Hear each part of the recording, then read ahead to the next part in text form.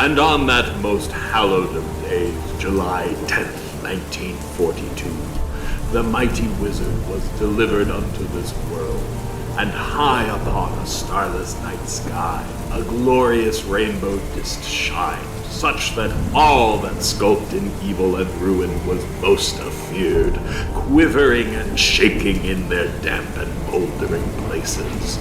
So began a 67-year reign of truest, heaviest metal. And it was good.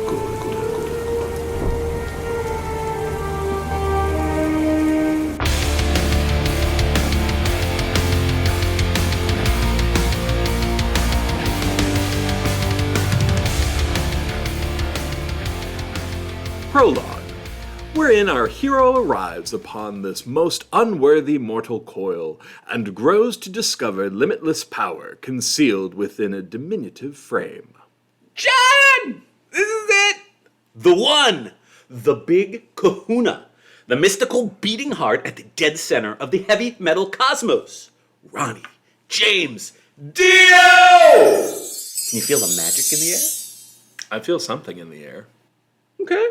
Well, to my mind, it's like a rainbow. A rainbow, but in the dark. Wouldn't you agree? It's a fucking rainbow in the fucking dark. I don't know how to conceptualize something that requires light to exist in a darkness. Yeah. Yeah, you don't. Okay. All right. This bodes well. Yes, it's going to be good. I'm very excited. Ronnie James Dio, indeed. Do you have chills? Not yet. You're going to have chills, I assure you. Yes. Very. Blah. Now, we have discussed the tiny man with the massive voice before, but at long last, we are ready to dedicate an entire episode to one of heavy metal's most monumental artists. And it's about fucking time. Sheesh! So, John, whatever do you remember about the late, great Ronnie James Dio? That feels like season 1. Was that season 1? He came up first in season 1. He came up in season 1 and season 2. So, what do I remember? Mm-hmm. He's affiliated with Rainbow. Very good. Hence the reference you just made. Sort of. Although, actually, it's not a Rainbow reference so much as a Dio solo reference. And then he also, does he replace Ozzy in Black Sabbath? Bravo. Hey! Bravo. I think that might be the first time I've remembered something on this podcast. This is good. If you're going to remember anything ever on this entire podcast, remember stuff about Ronnie James Dio.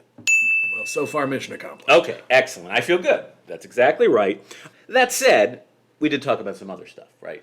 We usually do. You say a lot of things. Right. You talk a lot. You are remembering some crucial plot points, and I appreciate this, but you're also forgetting a lot of stuff, which is why we repeat things. Because, to borrow a phrase from the great Messieurs Cheech et Chong, John's head is like a sieve. Okay, so this obviously is the prologue of our epic tale, wherein we shall learn of Dio's origins and early career. But before we do that, I'd like to do something quite a bit different. I'd like to set the mood with a very early listening break. Before I speak on Dio's behalf, I think our hero should have a chance to speak for himself. John, are you ready to break with our conventions and to insert a listening break wildly early into our proceedings? Sure. Oh, we're animals! Unpredictable animals. So, before we move any further, let's let Ronnie tell it like it is via one of my own very favorite Dio tunes, the shit-kicking opening track off of the 1984 album, The Last in Line, We Rock. Everybody, pause the podcast, click the first link in the show notes, and let's get fucking crazy and remind the world that we do, in fact, rock. Do it!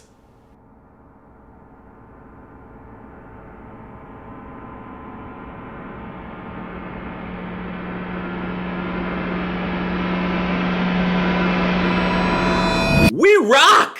Fuck yes! Even John rocks. Now I am even more pumped. John, are you pumped? I'm so pumped. You look so pumped! It's such a great tune. Did you like it? Yeah, I mean, look, it's fine. It's just we rock for like 3 minutes. We sure do. We rock for like an hour and a half sometimes. We rock for a very long time. And we do. We do not rock with brevity. We keep on rocking. What about that beautiful, beautiful singing voice? Yeah. It's powerful. Sure. High but strong. Yeah. Clean but a little dirty. Okay. I mean, you're just saying things. Yeah, I am just saying things. Yeah, Dio. I think it's like the sound of angels. Angels shrieking a glorious heavy metal fire.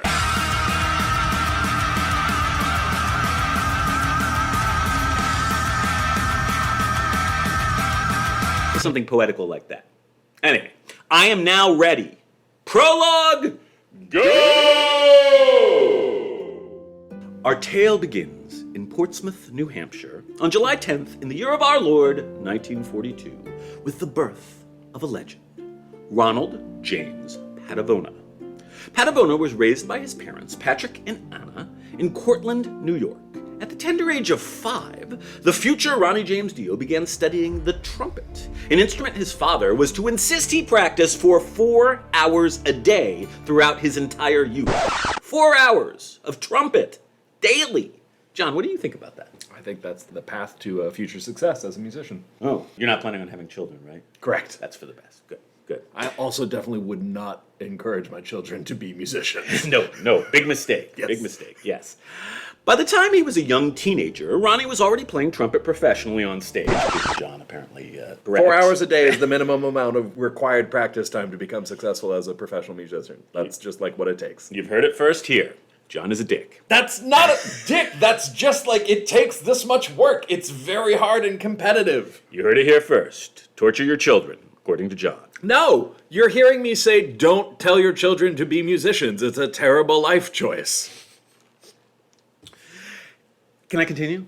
It's up to you. Are you going to keep fighting me on how many practice Nope, hours are appropriate? You're great. 4 hours at least. Maybe 12. According to his widow, Wendy Dio, quote, he decided that he couldn't pull girls playing the trumpet, so he taught himself to play bass. That's wrong. That's the wrong switch. I assume you have some experience in this area. That's not how you that works. Share.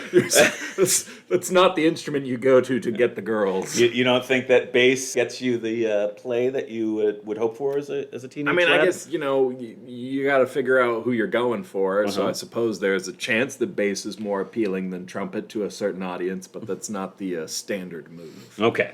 So you think that perhaps Dio was mistaken in that transition if the goal was to please the ladies? Yes. Okay. Anyhow, it was in high school in 1957 that Ronnie put together the first of his many early rock and roll groups, the Vegas Kings, in Cortland, New York, which is neither geographically nor geopolitically close to Las Vegas, but there you go. Perhaps realizing this very thing, by 1958 the band had become Ronnie and the Red Caps, though, for the record, extant band photos don't seem to show any actual red caps, so possibly no lessons had been learned after all.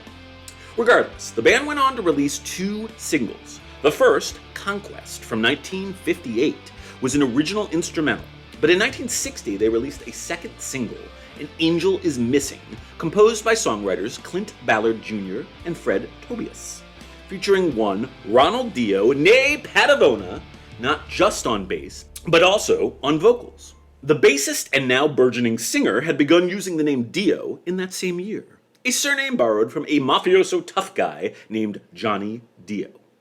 John! Ronnie is now a Dio, and despite no formal vocal training, he is stepping up to the mic and singing. Will the breathing techniques he mastered learning to play the trumpet be sufficient? Will cutting-edge rock and roll circa 1960 be the idiom in which the newly minted Ronnie Dio might truly shine? What's gonna fucking happen, John? I don't know. Will you tell us? Actually, here's what's gonna happen right now. We're all gonna listen to a really, really old Dio performance. Yay! It's time to pause the podcast once again and step into the way back machine so we can hear what 18-year-old Ronnie Dio was up to in his earliest recorded vocal performance. John, why don't you DJ us on into the listening break? It'll be real fun. All the DJs say this one's on its way. It's the cream of the crop. It's the pick of the pops. Here's tomorrow's top tune today. That's right, folks. Up next are the coolest cats from Cortland, Ronnie Dio and the Red Caps, performing their crazy new tune, An Angel is Missing. Pause the show, click the link, and get cozy with someone you love.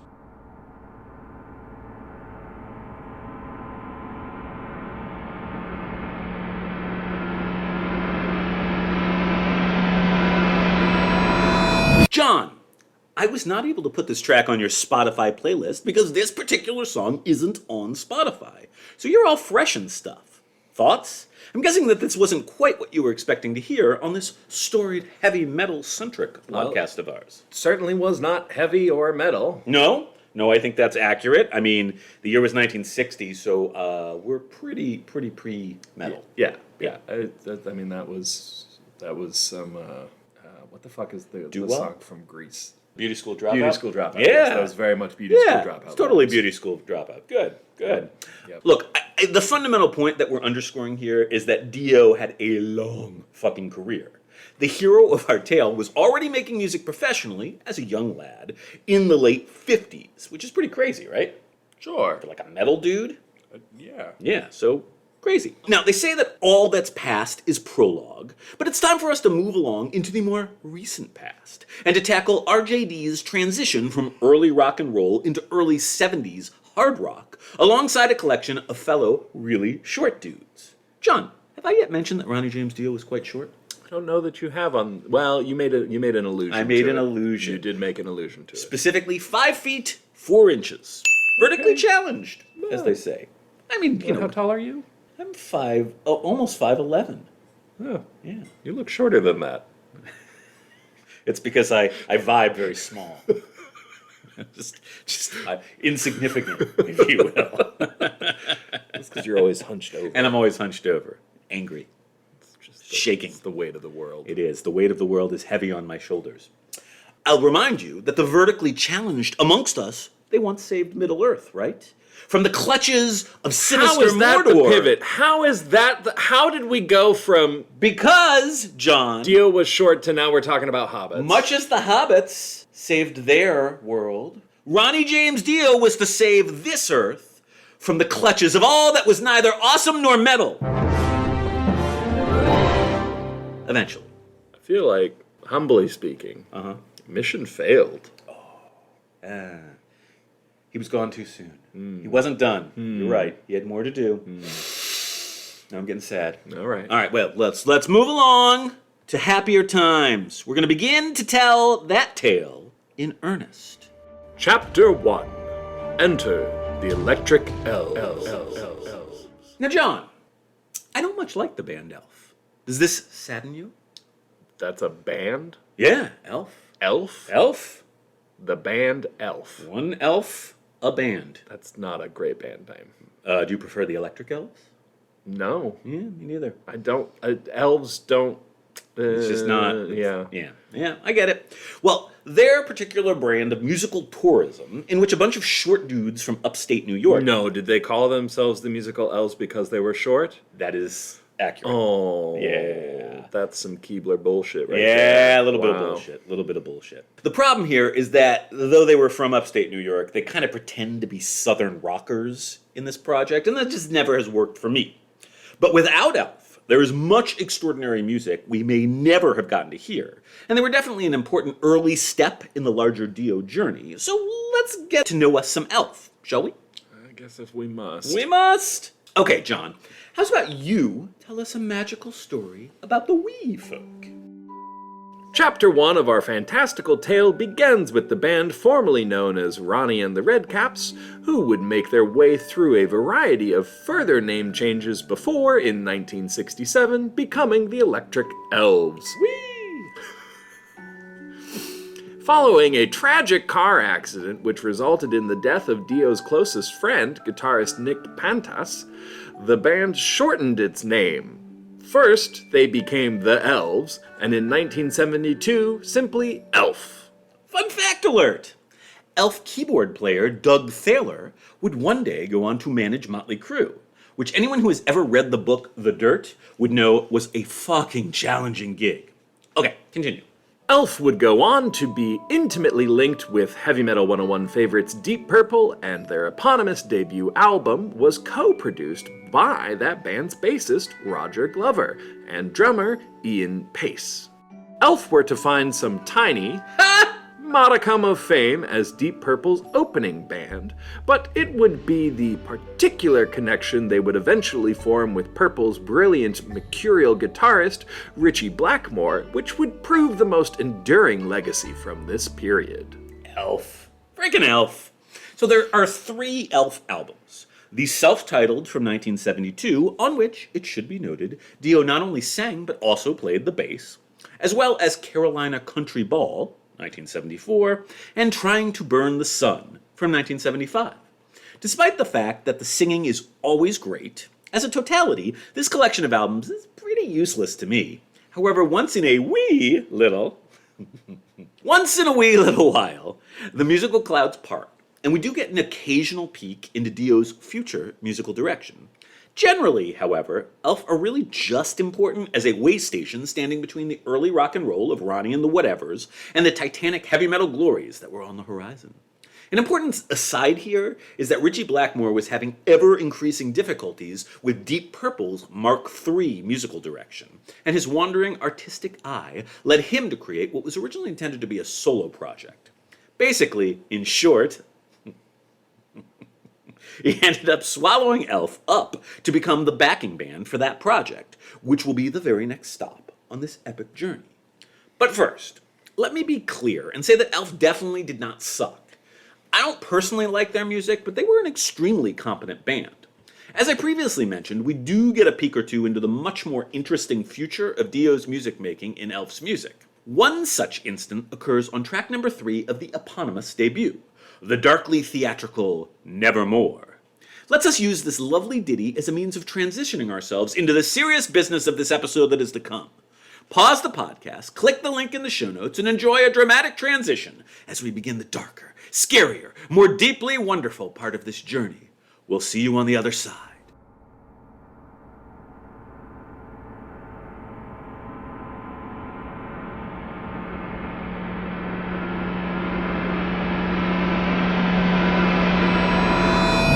John, whatever do you think about this rather early hint at the mighty, majestic Dio we shall soon grow to know and to love? Well, it's a big leap from the first thing we listened to, that's for sure. Quite a bit different. Yeah. Correct, but somehow still very musical theater-y. Yeah. Interesting. This is another reason I would expect you to sort of feel an attachment to Dio. He's very theatrical. Yeah, it's kind of campy. Yeah. That was kind of campy. A little bit campy. Yeah, I like that. I don't got a problem with camp. I'm sure. Yeah. It's a good song. Nevermore has just a touch of that je ne sais quoi, which Dio will very soon be bringing to the table as one of the greatest artists in the history of heavy metal. And this makes me happy. John, did it make you happy? Honestly, that just kind of made me confused, that track. Okay. All right. It didn't make me mad, so that's above above average. All right. Go Elf. Having done the Elf thing, this marks an important demarcation point in our epic tale wherein we can finally shed all the preliminaries and enter the truly metallic portion of RJD's magical life. John, we get to talk about heavy metal from here on out. You like it when we do that, right? I do appreciate it when we do the thing our podcast claims to do. All right. Then read the next fucking chapter title, would ya? Chapter 2, Ritchie Blackmore and Ronnie James Dio's Rainbow. So, how does one make one's way from a competent, if middling, faux southern rock band to fronting one of the most important bands in mid-1970s heavy metal, led by one of the true titans of that nascent genre, Ritchie Blackmore? This is just the sort of context we like to provide here at HM 101. At least I do. You just say stupid shit. And so in a compelling... Why you pay me. It's literally the job description, is provide asinine commentary. You did so well. Thank you. You deserve all the money you get. I know. Every penny of it. And so, in a compelling series of bullet points, John will convey the strange, wonderful, and sometimes deeply depressing tale of how Elf became Ritchie Blackmore's plaything, Rainbow, and how Dio's star, at the comparably not-so-tender age of 33, at last truly began to ascend and blaze with a brilliant, bright, glorious warmth. John, however did Dio and Blackmore join forces? Bullet points, activate! 1! As previously mentioned, Elf was intimately linked with Deep Purple, as Roger Glover and Ian Pace had attended the band's label audition in 1972 and ended up co-producing Elf's debut album and releasing it in Europe on their very own Purple Records imprint. 2. Elf became Deep Purple's regular opening act, touring the world with the band at the height of their Mark II and Mark III glory days. 3! Roger Glover left Deep Purple in 1973 but continued to produce Elf's subsequent releases. Additionally, he asked Dio to co-write and sing on a number of the songs on his own 1974 solo debut, The Butterfly Ball and The Grasshopper's Feast, including the hit single Love Is All. At around this same time, things were beginning to get increasingly tense in the Mark III Deep Purple camp. Their first album, Burn, had been a triumph, but new members Glenn Hughes and David Coverdale were not seeing eye to eye with the always challenging Blackmore regarding the band's future direction. These issues came to a head during the 1974 Stormbringer recording sessions, when the band refused Blackmore's request to record a cover song originally by the band Quartermass, Black Sheep of the Family. 5. After the subsequent Purple/Elf tour, Blackmore gradually began to court Dio, first hanging out socially and publicly jamming with him, then asking him to join in a solo project to record the aforementioned Black Sheep of the Family, and then eventually coaxing him to co-write an original tune as a B-side to that single, 16th Century Greensleeves. For the recording sessions for these tunes, Blackmore used not only Dio, but all of Elf, aside from guitarist Steve Edwards, as his backing band. And the stage was set. Dio was like a fly, caught in the much more famous, quite spidery Ritchie Blackmore's web. But in a good way, I guess. Not great for Elf guitarist Steve Edwards, I suppose. Nor actually for anyone else in Elf, in that Blackmore soon did use them to record the entire first Rainbow album, and then immediately fired every single person except for Dio. So bye-bye, Elf. Hello, Rainbow. Or, more properly, Ritchie Blackmore's Rainbow, which was the name placed onto the self-titled 1975 full-length release that was shortly to emerge. John, are you impressed by the sinister machinations of Ritchie Blackmore, who stole Dio out from under Elf's nose and used and then immediately tossed the rest of the band into history's trash bin? Impressed? No. No? I'm not impressed by that. It's kind of dickish. Yeah. Oh, okay. This is pretty slick, though. I mean, it's a very efficient way of, taking over somebody's life. Sure. It's kind of what I did to you. Is it? A little bit. Is this what's going on? Yeah. It doesn't feel that way. Never mind. Forget I said anything. Okay. Now, there are two critical things one needs to know in order to truly understand Rainbow. Firstly, Ritchie Blackmore and Ronnie James Dio were both musical geniuses of the first order, and putting these two dudes together was a recipe for some truly magical music making. Secondly, Ritchie Blackmore is a legendary asshole of the first order, and anything he touched was bound, eventually, to turn to poop. Got it? Wait, does that mean in the previous metaphor, you're Blackmore and I'm Dio? Yeah. Yay! Hoisted on my own petard. Fucking A. Anyhow, this project eventually proved to be Blackmore's Deep Purple exit strategy, and by 1975 he had officially left that band. For the record, Rainbow was named after a favorite LA hangout spot, the Rainbow Bar and Grill in Hollywood. This is important stuff, so let's take a tour of the Dio/Blackmore era of Rainbow's discography. We've got us 3 fantastic albums to discuss, starting with that problematically eponymous debut, Ritchie Blackmore's Rainbow. Worth noting is that despite that unfortunate sobriquet, all 7 of the original songs on the debut album were Blackmore and Dio co-writes, and this album was very much a collaboration between these two dudes. So John, I put the classic opening track, Man on the Silver Mountain, on your playlist. However did you find this delightful tune? It feels old.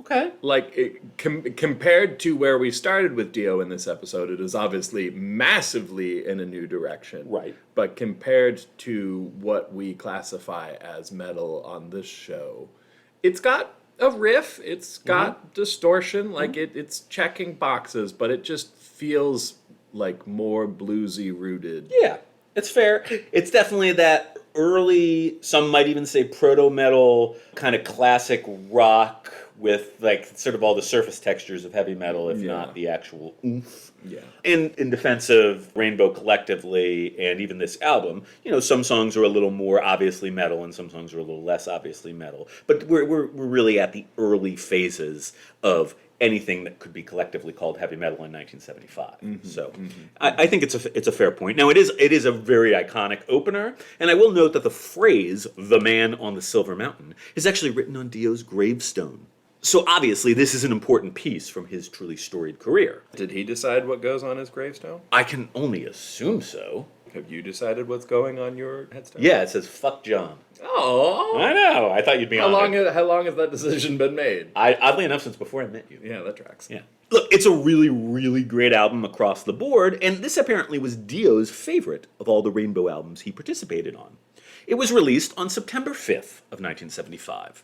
The aesthetic direction of the music was in part inspired by the fact that Blackmore had recently begun playing the cello and had become increasingly interested in classical and pre-classical harmonic progressions.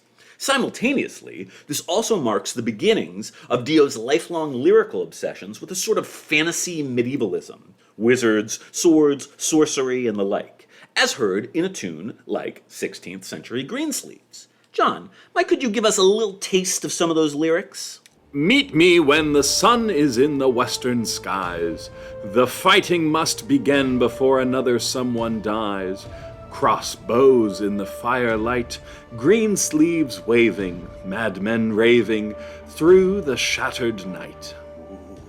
Modal chord progressions and epic lyrics evoking long-gone days of yore. Is that epic? Crossbows in the firelights? Madmen raving through the shattered nights? It's fairly epic. Whatever. Shut up. So, here's the thing, John. Do you think that perhaps we are witnessing the birth of a sort of proto-power metal here on Rainbow's debut? I know you want me to say yes. You don't know what power metal is. Don't even pretend. Do you? No, I don't know anything, but I know you want me to say yes. We are indeed! Anyhow, the album was a hit, charting solidly around the world and peaking at number 11 in the UK and number 30 in the US. Of additional note, it was produced by future Iron Maiden partner in crime, Martin Birch, who had previously served as engineer for a bunch of Deep Purple's classic albums. If I wanted to fully document Blackmore's dickishness, penchant for cruel jokes, and particularly his arbitrary firings of personnel... Penchant for cruel jokes? You've spent this entire episode making short jokes.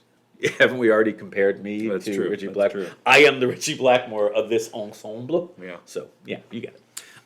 That said, this would take up the entire episode, so let's again just note that everyone but Blackmore and Dio were fired after the recording of the debut, Bye Bye Elf, and that a very different ensemble toured this material. By the time the band went into the studio with Birch to record their sophomore release, Rising, in February of 1976, Rainbow were Dio, vocals, Blackmore, guitar, Tony Carey, keyboards, Jimmy Bain, bass, and Cozy Powell, drums. Rising is probably overall my favorite Rainbow album, most particularly for its world-beating, epic second side, which consists of just two 8+ minute epics, Stargazer and A Light in the Black. John, do you by any chance remember listening to those two songs 100 years ago, back when we discussed the best metal albums of the 1970s? Absolutely not. I figured as much. It's because you are a stupid, stupid man. I have a very bad memory. I've heard that about you. Anyhow, despite kicking still further ass, Rising kept the band in sort of a commercial success holding pattern, doing really approximately the exact same business as its predecessor. Rainbow then released a cool, jammy, bluesy, metally double live album, On Stage, and Blackmore once again went through a wild cycle of hirings and firings, increasingly stressing Dio the fuck out. By the 1978 release of the final Dio/Rainbow album, Long Live Rock and Roll, the band was in an odd state, with keyboardist Tony Carey getting fired, then rehired, playing on a few tracks, and then getting fired again, and being replaced by David Stone for the rest of the recording session. Blackmore fired Jimmy Bain as well, and first took on most of the bass duties for the recording himself, until eventually bringing the great Bob Daisley in to finish things off. Basically, Richie Blackmore was good for three things: making music, firing people, and vicious, unfunny pranks involving the reckless destruction of property. John, I think that you guys could be good friends. What do you think? I mean, before you answer, you're friends with me, and as the Richie Blackmore in your personal sphere. Trapped. Yeah. Serious question relating to this material. At this point, is Dio done being a bass player? It's a very good question. Yes, I mean, it does come up again in his career a little bit when absolutely necessary, but the first Elf album is really the last album he meaningfully plays bass on. Yes. Got it. Good question. Honestly, Blackmore really does seem like he was just a complete dickhead. Sigh. And yet, despite an intensely fractious ambience having settled upon the band, Long Live Rock and Roll would prove to be yet another excellent Rainbow album. Like its predecessors, it was a solid commercial success, charting around the globe and peaking at number 7 on the UK charts. But Blackmore wanted more. He really wanted the band to break big in the massive US market, and on that front they were moving backwards, peaking at only number 89 this time around. Sad Richie. Mad Richie. Bad Richie. But wait! Before Rainbow shit gets irrevocably stupid, I've got a quick, joyful, biographical diversion to interject. In 1978, Ronnie married the love of his life, Wendy Dio, née Walters, a former Rainbow Bar and Grill waitress who had been previously married to, of all people, John's favorite drummer in the world, and according to some rumors, his father, Ainsley frickin' Dunbar! Yay, Ainsley Dunbar HM 101 cameo, even though John is too forgetful to appreciate the significance. Hey, someone out there will get it. Someone will. There's someone who listens to this show and actually pays attention. It's me. It's definitely not it's John. Not me, but someone does. Anyhow, Wendy would go on not to be simply Dio's partner in romance, but also his manager. An important figure on the scene. It's a rock star wedding. How nice is that? Lovely. That's so nice. And now, back to everything getting fucked. You see, following the world tour supporting Long Live Rock and Roll, Blackmore decided that the most important thing was making moolah and scoring that elusive, massive hit single the band had yet to manage. With Richie wanting to go the full pop music Monty, he decided it was time to move on from Ronnie. Actually, what happened next seems to be a bit muddled, with Blackmore claiming to have fired Dio and Dio claiming to have left of his own volition. Now, more recently, Wendy Dio has been quoted as saying that Richie Blackmore did fire Ronnie for, quote, not writing more commercial songs.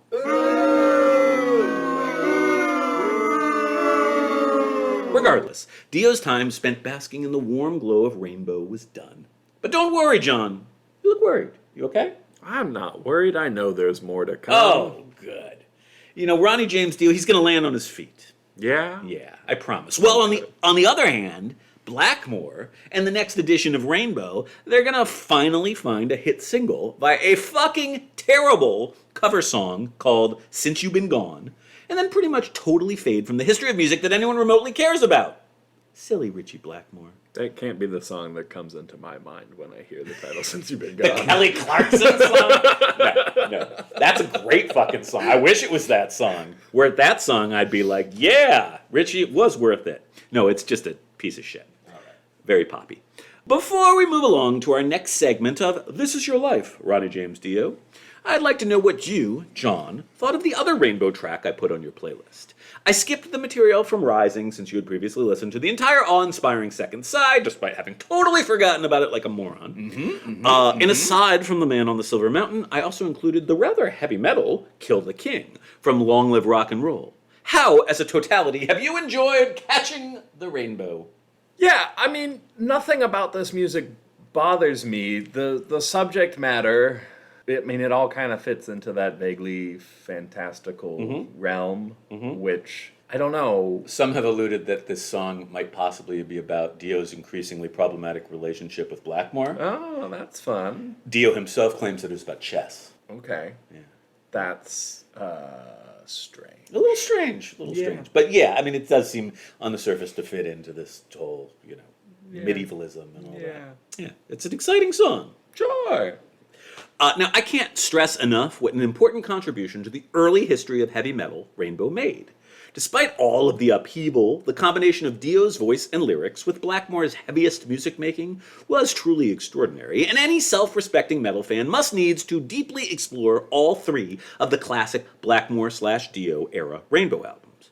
But now, John, it's time to say goodbye to one iconic British mustachioed guitar diva and to say hello to another iconic British mustachioed guitar diva. How does that sound? Okay. All right. Well then, turn the page and tell us the title of the next chapter, would you?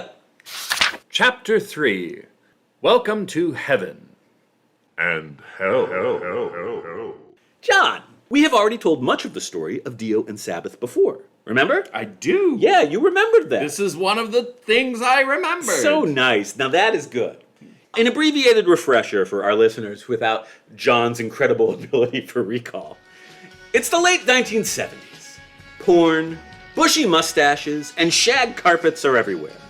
The future Sharon Osbourne, née Arden, suggests Ronnie Dio as a potential replacement for the recently departed Ozzy Osbourne as frontman for the mighty Black Sabbath. Ione and Dio hit it off like gangbusters, and in their first stab at collaborating, write the utterly iconic Children of the Sea. Complicated bass player hijinks ensue, but eventually a Sabbath 2.0 featuring Tony Iommi, Geezer Butler, Bill Ward, and New Kid on the Block, Ronnie James Dio, record and release one of the most iconic metal albums of the entire 1980s, Heaven and Hell. I don't recall how much I talked about how pissed Sabbath's manager and Sharon's daddy-o, Don Arden, was about this new lineup, but he did famously say, quote, "You can't have a midget singing for Black Sabbath." Well,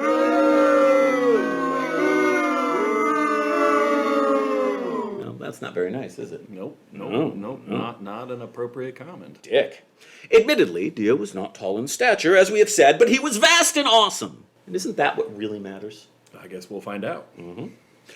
I want to avoid too much in the way of content redundancy, and just to remind everybody to check out our brilliant Season 2 episode, Everything Old is New Again, Part 1, for a fun-filled, deep exploration of Heaven and Hell era Sabbath, as well as quite possibly the worst musical hot takes of John's storied career.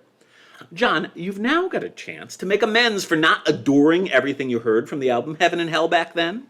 We're all counting on you. A brief reminder that it was at this time, first stepping into Ozzy's frontman shoes, when Dio developed his use of the iconic devil horns salute, which he had learned as a young child from his Italian grandmother. I'll also remind everyone that late 70s Sabbath had become a total shit show with some bad albums, diminished sales, and lots of drugs. And that the success of Heaven and Hell, which was released on April 18th, 1980, as well as the successive world tour, completely rejuvenated the band's flagging career. Reminder complete. John, I totally hate to do it, but can we just move this bad boy along and cut straight to Dio-era Sabbath's album number 2, Mob Rules? Yes. All right. You like it when I edit, don't you? I love it when we don't repeat ourselves. Okay, good. Frankly, I think that pound for pound, Mob Rules is a better album than Heaven and Hell. A large part of that was the replacement of the incredibly amazing, but irrevocably fucked up at that time, Bill Ward on drums, with the younger, harder-hitting Vinny Appice, who I think was a better fit for this era of Sabbath. Like its predecessor, Mob Rules was produced by the aforementioned Martin Birch, and in many respects, Mob Rules simply feels like a further refinement of the pure 80s trad metal sound that Dio-era Sabbath so effectively embodied. It was released on November 4th, 1981, just one day before my 5th birthday, and kept Sabbath well ensconced in its central role in the early 80s metal ecosystem. It went gold in the US and the UK and provided the only actual heavy metal song for the soundtrack of the 1981 animated film entitled Heavy Metal, The Mob Rules. John, are you aware of the existence of said Canadian animated anthology film which was based on a long-running comic? No. Well, now you are, and now you're also aware of the fact that heavy metal, the film, and heavy metal, the musical genre, have basically nothing in common. Oh, good. Yeah, I mean, a little bit of Black Sabbath and perhaps a shared penchant for some fantasy imagery, but that's about it. But I digress. John, I put that title track, The Mob Rules, and my single favorite 80s Sabbath song of all, The Sign of the Southern Cross, onto your playlist. How's about Dio's heart-rendingly gorgeous vocal delivery on The Sign of the Southern Cross? Yeah, that one stuck out to me more than Mob Rules. That one was more memorable than mine. Both good. Mob Rules is just like an exciting rave-up. Sign of the Southern Cross is like an epic. And it's that. There's a sort of content aesthetic overlap here between the earlier material of Dio and what Black Sabbath is doing that I think makes for a logical pairing. Good. Yeah, I agree. It worked out really nicely, I think, for all involved. I love all of the Dio-led Sabbath albums. If there is one criticism of the first two albums that I guess sort of does stick, it's that there really are a lot of similarities between each of them. But they were kind of playing it a bit safe with their newly rekindled fame. But look, a great album is a great album, and Heaven and Hell and Mob Rules, they're both great albums. So why did it all end? At least for a while, after just 2 albums. John, any guesses? Was there perhaps an extinction-level event that wiped out this lineup at their artistic and commercial peak? What do you think? I don't know. I really don't know. Why don't you go ahead and tell me? Would have been a decent time to say it was the drugs. Oh, was it the drugs? Kind of. On one side, if not the other. Okay, so like so many of these sad tales, it's a bunch of drug-addled he said nonsense. To be clear, it's drug-addled from Tony and Geezer's perspective. Ronnie was never much at all a user of hard drugs. Yeah, I don't know why he just strikes me as like a straight-laced guy. Yeah, he's a pretty straight-laced guy. I mean, he drank, he smoked a little weed, but that was about it. I do sense that his account is a lot more trustworthy than that of the old-school Sabbath fellows. Basically, Dio blamed the disintegration on the band's jealousy, particularly Tony Iommi, about the fact that Warner Brothers had offered him a solo record deal. Between Tony Iommi's anger at this and tensions with Geezer Butler about who should be handling Sabbath's lyric writing, you might recall that in the Ozzy days, Geezer Butler was the principal lyricist. Yes. Dio wrote his own lyrics. Basically, tensions were increasingly high within the band and actually boiled over during the mixing of their subsequent live album entitled Live Evil, during which Iommi and Butler accused Dio of fucking with the mix in order to highlight his vocal performance. Alas, by the time Live Evil was released in January of 1983, Dio had left the band and had taken Appice with him. This is why we can't have nice things, John, because you are always too coked up and paranoid, and because my voice is too magnificent to be constrained by any mere assemblage of legendary heavy metal icons. Anywho, this brings us along to our next chapter and the final Ronnie James Dio musical project under discussion today. Do you think you're ready? Only one way to know. Then do it, John. Do it. Chapter 4. When there's lightning. You know, it always brings me down, 'cause it's free, and I see that it's me who's lost and never found. I cry out for magic. I feel it dancing in the light. It was cold. I lost my hold to the shadows of the night. Fuck yeah, right? It's just so nerdy. It is very nerdy. It's like deeply nerdy. It's super nerdy. Yeah, it's awesome. It is very nerdy. I can't refute that. Absolutely nerdy. It's Rainbow in the Dark. Rainbow in the Dark. It's Dio time! And I mean to be clear, it's been Ronnie James Dio time throughout the entire course of this episode.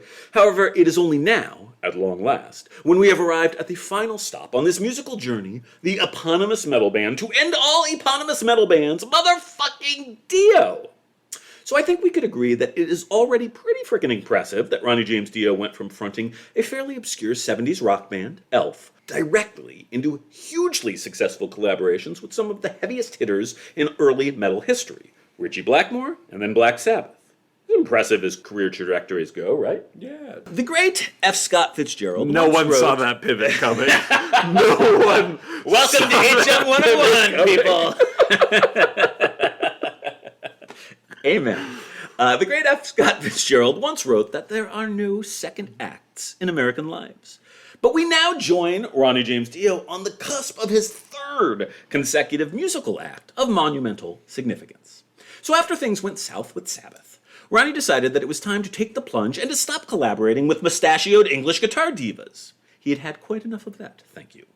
Instead, with a major assist from his wife and manager, Wendy, Ronnie assembled a band all his own with whom he could make precisely the kind of fantastical, shit-kicking heavy metal he wanted to make. And so in late 1982, that is precisely what he did. John, using your best WWE wrestling spectacular voice, please do introduce us to the assortment of musical badass mofos Ronnie collected together to form the classic 80s Dio lineup. Ladies and gentlemen, please allow me to introduce you to one of the finest bands in the entire history of heavy metal, Dio! On the drums, hailing from rough and tumble Brooklyn, New York, formerly of Black Sabbath, Vinny. My brother pronounces his last name differently than I do, which is pretty weird. Apucci. See. That doesn't look like. I don't know how to write the phonetic alphabet. Apucci. I like that. It's probably that's probably accurate. Nice Italian from Brooklyn. Okay. For the record, his brother Carmine pronounces it a piece. Wow, they're both wrong. Apucci. On bass, the wild and woolly Scotsman himself, former Rainbow bassist Jimmy Bain. And the new kid on the block on guitar, that plucky young lad from Northern Ireland, Vivian Campbell. And, of course, Ronnie James Dio. Him too. It was, after all, his band. And what a band it was. Bit of the old world, bit of the new. Ronnie was clearly modeling his international cast after what he'd seen work in both Rainbow and Sabbath, and it was to work in Dio as well. Because, John, holy diver. Holy fucking diver. On May 25th, 1983, one of the most significant debut albums in the history of heavy metal was unleashed upon the unsuspecting masses. Holy Diver, the first and arguably the best Dio album of all. Picture it. It's 1983, and you're a young metalhead, clad in your best pair of ripped blue jeans and a black t-shirt emblazoned with the logo of your favorite band. Entering the local record store, looking for something that might scratch that very particular musical itch that all of us metalheads know oh so very well. You sidle on up to racks of alphabetized records and lay eyes upon a glorious LP, festooned with the image of a drowning, chained priest being tormented by a massive, horrific demon. John, could quite literally anything be more metal in all the world? I mean, I guess like a block of iron? Really killing my buzz here, aren't you? Me? Fun fact, the demon is named Murray. That's fun, right? Not a particularly demonic name. I know, it's cute. Whimsical. All right. Yeah, I always like that. It's truly a classic cover for truly a classic album. And more importantly, the internal musical contents kick just as much ass as the iconic cover. Ronnie produced, wrote all of the lyrics, and co-wrote all of the songs with various members of the group. This album is Dio through and through, and continued to expand upon the fantasy-themed proto-power metal sound he first pioneered with Rainbow and Black Sabbath. John, in order to give you a goodly taste, I didn't dick around. I put both of the legendary singles, the title track and Rainbow in the Dark, onto your playlist. What did you make of these unhallowed slabs of pure metal perfection? Decidedly metal. Oh yeah, definitely metal. Like big, particularly now having heard that first song, like the musical arc here is broad. Yeah. Still very theatrical. Still very theatrical, but now very metal. I liked Holy Diver. Great song. Rainbow in the Dark had that weird little synthy string thing happening that was out of place to me. It's quite iconic, but it's very distinctive. Yes. It's memorable. Yep. So, aside from being just incredible songs, there are very fun, very period MTV videos for both of these. Oh boy. I think our beloved fans need more Dio in their lives. I'm going to do a double assigned video break for this material. Holy shitballs. So everybody's going to pause the podcast. You're going to pull over the goddamn car. You're going to click the links, and you are going to watch in a state of bemused rapture the two paradigm-making video clips. Both Holy Diver, released in August of 1983, and then Rainbow in the Dark, released October of that same year. And John and I are going to do the same thing. All of you can thank me later. Dio!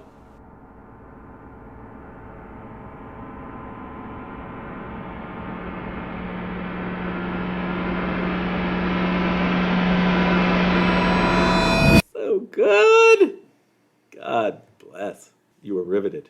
Tell me you weren't riveted. Well, I definitely wanted to know what the fuck was going on, that's for sure. Do you feel like you know what's going on? No. No. Probably not great. It was pretty fantastic, though. Tell me that wasn't fun. It was fun. Yeah, sure, that was fun. It was fun. It was fun.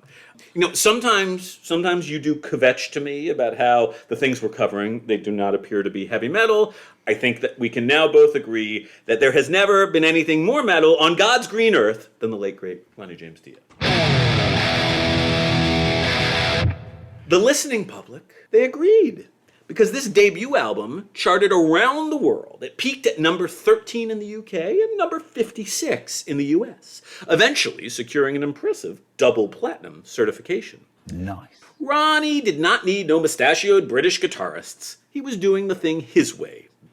Dio began that tour cycle opening for a very, very drug-addled Steven Tyler-led Aerosmith. But by the end of 1983, they were headlining in the US with, among others, a young progressive metal band named Queensryche as their opening act. John, Dio had many years of fantastic music making ahead of him, but as we're primarily dealing with just the 70s and 80s today, we've got just one more chapter to go prior to our touching epilogue. Mike, could you lead us into that final chapter? Chapter 5. They say that life's a carousel. The classic Dio lineup managed 3 albums before the inevitable fragmentation began. And until that fragmentation, their star continued to rise. Dio followed up their Stone Classic debut, Holy Diver, with a Stone Classic sophomore album, The Last in Line. These 2 albums share the same sort of musical kinship which Heaven and Hell and Mob Rules shared, which is to say that Dio had established a successful template with the debut and didn't seem particularly inclined to rock the boat. It doesn't hurt that the title track of the sophomore album is arguably the best Dio song of all, but overall I'd call The Last in Line roughly artistically equivalent to the debut, if perhaps just suffering very slightly from the law of diminishing returns. Basically, we've heard all of this before, but it was fucking killer the first time, so why not do it again? What do you think, John? Do artists need to be constantly innovating, or is it okay if they find their niche and simply stick to it at a consistently high level? I think both are possible. Yeah, they're both options, right? Yeah. They both have potential pros and cons. The principal difference on The Last in Line was the official addition of a 5th member, Claude Schnell, a keyboardist nay of the band Rough Cut. Rough Cut are a name worth remembering, as Wendy Dio was also managing them at this time, and this is not the last time we'll observe a membership crossover between them and Dio. The band had wasted no time striking while the iron was hot, and they released The Last in Line on July 2nd of 1984, just a bit over 1 year after the release of Holy Diver. And they had another hit on their hands, as the album would eventually go platinum, peaking at number 4 in the UK and number 23 in the US. By this time, Dio were headlining arenas with an impressive array of early 80s metal opening acts, including, once again, Queensryche, but also Whitesnake and Twisted Sister. In September of 1984, they played on their 2nd consecutive Monsters of Rock festival, which I would have loved to have seen. Aside from Dio, the West German bills included Van Halen, AC/DC, Ozzy Osbourne, Motley Crue, Gary Moore, and Accept. John, would you have joined me for this extraordinary musical event? That's a lineup you might could have talked me into. Ah, good. Yeah. So some things I don't love, but a majority of things I would be interested in. Yeah, I think it would have been a hell of a show. We would have had much fun, and I think that 80s German metal babes, they would have loved you. They would have been all over you. Oh, thank. That's very kind of you to say. I thought you'd appreciate that. I'm not a dick. I'm no Richie Blackmore. Despite Remains to be seen. suggestions to the contrary. Anyhow, let's get ourselves a feel for the top shelf music making that Dio were up to at this time. Don't touch me! We're going to take another listening break and check out the iconic title track, The Last in Line. There is a fun-filled video directed by the legendary Phantasm director, Don Coscarelli, but this time we'll go straight audio so that we can all purely worship at the altar of Dio's extraordinary vocal performance. Pause the podcast, click the link, and get on down to the end of the line. We shall see you on the other side.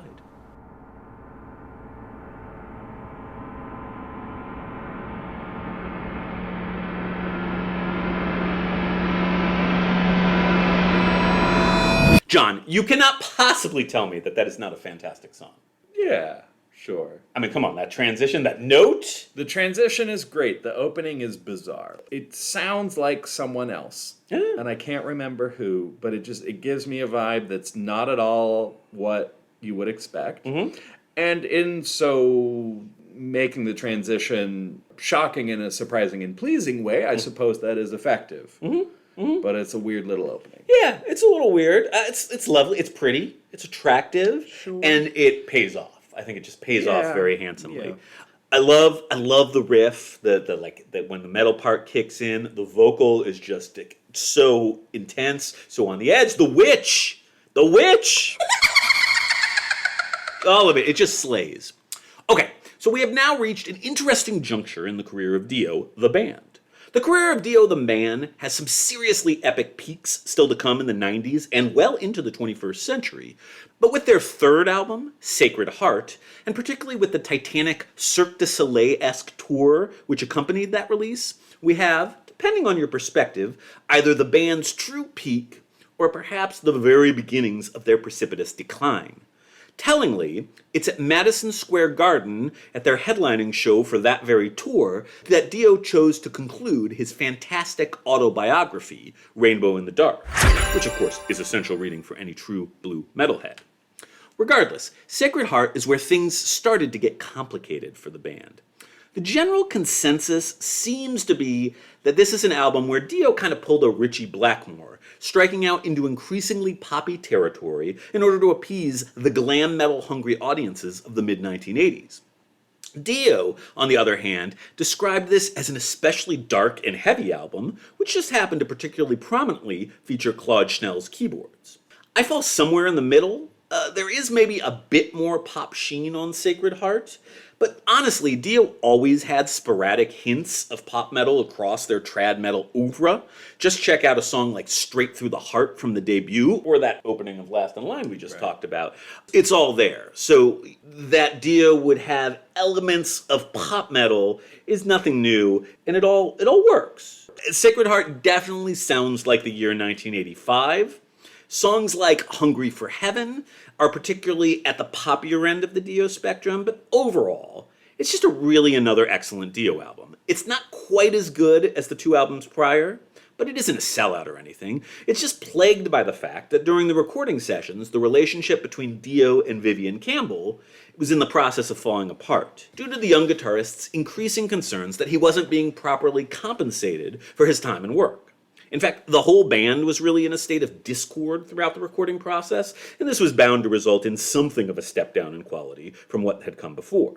Now, John, are you feeling okay with the compensation and credit we provide for you here at HM 101? Because I would hate to think of our working relationship fraying just because I'm the one who hoards all of our money and fame. I think maybe we should have this talk off air. Okay. That's great. It's great. Anyhow, Sacred Heart was released on August 12th of 1985, and with what was now years of literally constant touring and recording, it really is no surprise the members of the band were beginning to hate each other. However, before we finish up on this period, I have a quick but monumentally important narrative interjection to add. John, are you at all familiar with the legendary, if kind of sort of nearly entirely forgotten, Hearin' Aid project? How is that spelled? Hearin' Aid? No. Now, I'm guessing, by contrast, you're at least passingly familiar with We Are the World? Sure. All right. I've got an enticing phrase for you. Heavy Metal's We Are the World. Sounds like a bad idea. Oh, it's metal dudes doing good things for the world, as led by our hero, Ronnie James Dio. How could this not be amazing? Don't answer that. That was a rhetorical question, John. Okay, here's the deal. In May of 1985, despite all those internal tensions simmering within Dio, Ronnie, along with guitarist Vivian Campbell and bassist Jimmy Bain, assembled a collection of 40 metal heavy hitters in order to record a track they had written entitled Stars to raise funds for famine relief in Africa. And they named the larger not-for-profit Hearin' Aid. Eventually, $3 million were raised as a result of the project, which is pretty good. I know, right? Aside from the single and video for Stars, also included a full-length album featuring tracks provided by Accept, Dio, Motorhead, Kiss, and others. Album isn't so easy to track down these days, but the video for Stars can be found on YouTube, and it is a mid-80s heavy metal artifact par excellence. It was filmed in the recording studio, and it neatly demarcates who is singing what and who is shredding at any given time during the literally endless series of guitar solos. Getting to see and hear Dio, Rob Halford of Judas Priest, and Jeff Tate of Queensryche trade off vocal leads alone makes this a truly essential watch. But the whole thing is just tons of fun and well worth checking out. So we're going to watch it, and you should too. One last audio-visual break for the episode. It's time to pause the podcast and view this wonderful slab of 1980s metal goodness. Enjoy.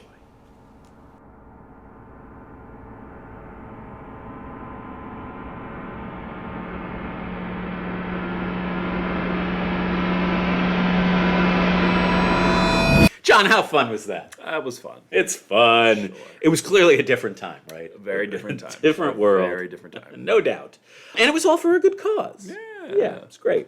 Okay, it's time to wrap this chapter up. One of the more fascinating things associated with the Sacred Heart album was the multimedia spectacular concert tour that Dio undertook to support it. Each evening, aside from singing his ever-loving heart out, Ronnie James Dio would slay a massive mechanical dragon with his gigantic sword, and audiences would swoon in rapturous joy. So nifty.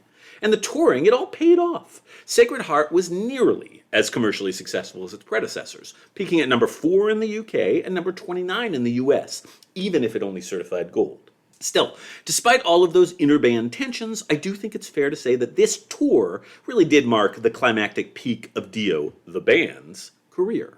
And then, we don't need to go into all of the he said of how and why Vivian Campbell left, but suffice it to say that the relationship between the Dios and Campbell is still, to this day, sufficiently toxic, such that Campbell was one of the few really crucial people who didn't get interviewed for the comprehensive and excellent 2022 documentary, Dio, Dreamers Never Die. John, did you see that one? I missed it. Oh, it's really good. I recommend it. Highly recommend it. I will say that it was more or less all about money, in that in March of 1986, following the North American portion of the Sacred Heart Tour, Campbell was officially out of the band. He was replaced on the next leg of the tour and for the final 80s Dio studio album by guitarist Craig Goldie, nay of the aforementioned Wendy Dio-managed Rough Cut. John, are you sad to see Campbell go? Sure. Did you form a little attachment? He played the guitar. You like the Irish? Sure. Yeah. John the Leprechaun?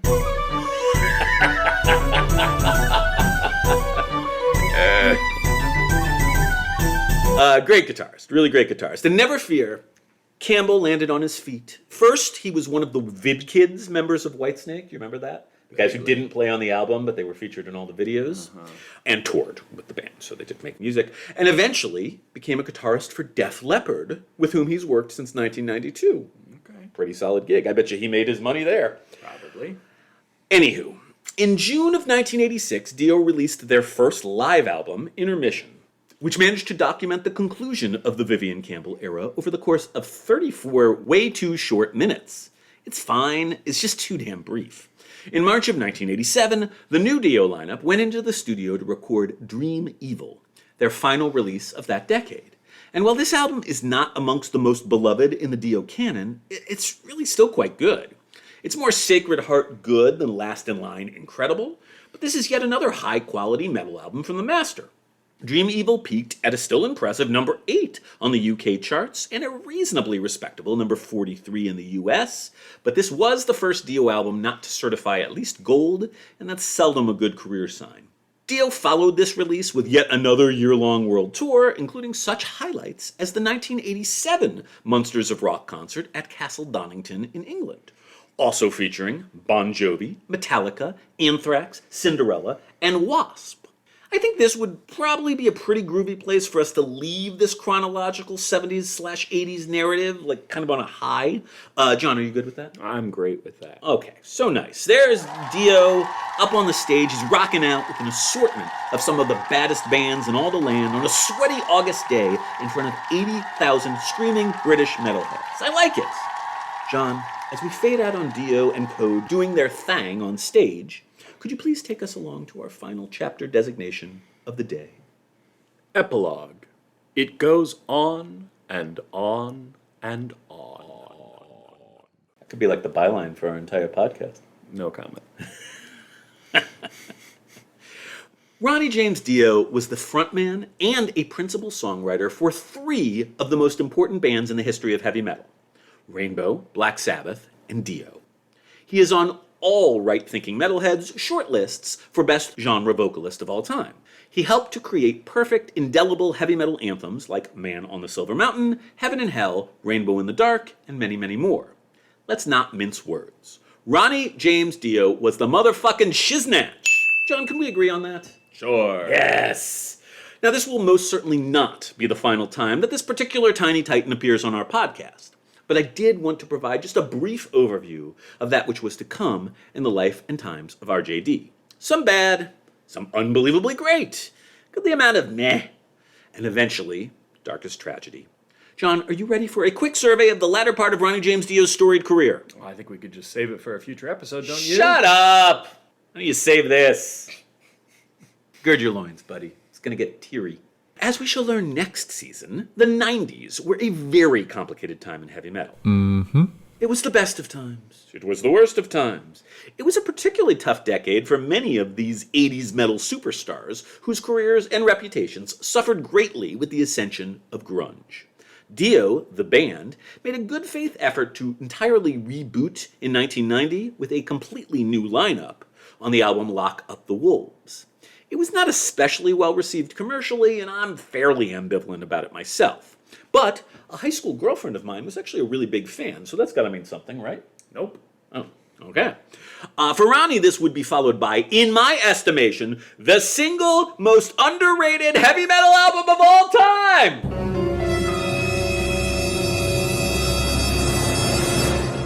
In 1992, at what was probably pretty much the true nadir of heavy metal's worldwide popularity, Mob Rule's era Black Sabbath got themselves back together and released what would have been a world-beating mega hit if it had been released at literally any other point in all of human history. Dehumanizer! Alas, while Dehumanizer did make some ripples in the charts, it has never gotten nearly the love it deserves. It's sort of a forgotten masterpiece. And believe you me, friendo, that is something we are going to work to fix next season. You looking forward to that? Yeah. I suspect I'm going to make you angry. You would never. It's going to be a lot of fun. A lot of fun. It's one of my favorite albums ever. Anyhow, the reunion was short-lived, with Ozzy and more particularly Sharon Osbourne mucking up the already somewhat mucky waters. By the end of 1992, Ronnie was out of Sabbath once again. There would then be 5 more Dio albums of varying quality with various lineups released between 1993 and 2004. And then, a great and glorious final act. In 2007, Dio and Sabbath got back into the studio to record 3 new tracks for a compilation entitled, logically, Black Sabbath, The Dio Years. A tour followed, eventually leading to a new album under a new moniker. The Mob Rules lineup of Sabbath became Heaven and Hell. On April 27, 2009, they released the fantastic studio album, The Devil You Know. Another massive tour followed, and not a day goes by that I don't kick myself in the arse for not seeing any of those shows when I had a chance. John, I assume you feel the same? Yeah. I don't know that they came anywhere I was living. Oh, yeah. And now for the final bow. Dio had been suffering from serious stomach pains, and on November 25th of 2009, he was diagnosed with stomach cancer. He made what would be his final public appearance at the Revolver Golden Gods Awards on April 8th, 2010. I actually remember this appearance pretty vividly, and I recall feeling relief that it appeared he was going to be okay. In fact, on May 10th, Dio released a statement saying, quote, "With your continued love and support, we will carry on and thrive. There will be other tours, more music, more life, and much more magic." But this was not to be. On May 16th, 2010, the magnificent Ronnie James Dio shuffled off this mortal coil. We love you forever, Ronnie. John, I'm not emotionally prepared to end with our usual witty repartee, nor to tell the people how to get in touch with us, which they can find in the show notes. Instead, I'd like to do something slightly illegal, but which I think Ronnie would have appreciated. I'm going to let Ronnie sing us out. John, would you be okay if we mildly flaunt copyright law by reposting sound from a live video posted on YouTube in loving tribute to our dearly departed hero? What are they going to do? What are they gonna do? What are they gonna do? What are they gonna do? Hell yes! Thanks for listening, everyone. Thanks for being here, John. Thanks for the music, Ronnie. Here is the late, great Ronnie James Dio, along with Rainbow, live in 1977, singing us off via their gorgeous classic tune, Catch the Rainbow.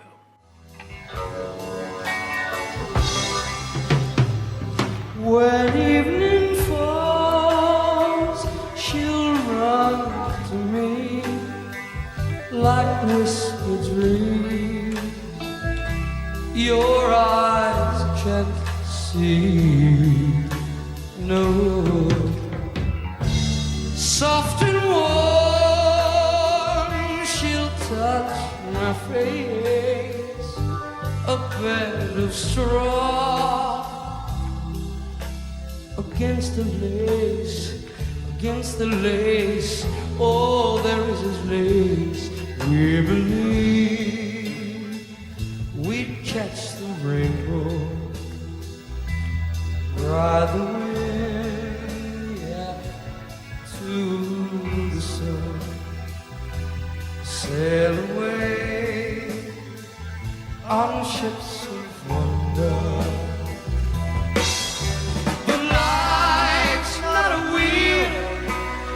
Chains made of steel, so bless me. Come the dawn, come the dawn, come the dawn, come the dawn.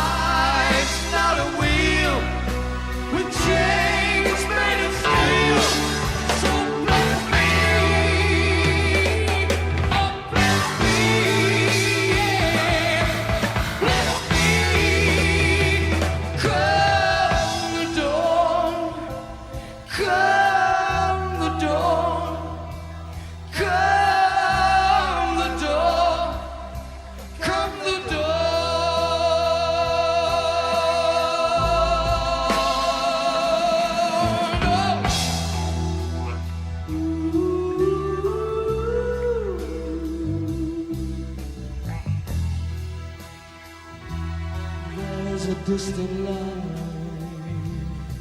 it's alright.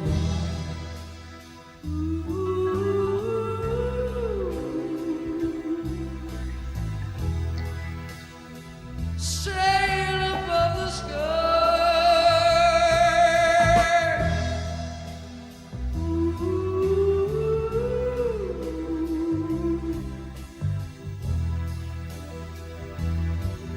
The world was made for you and I.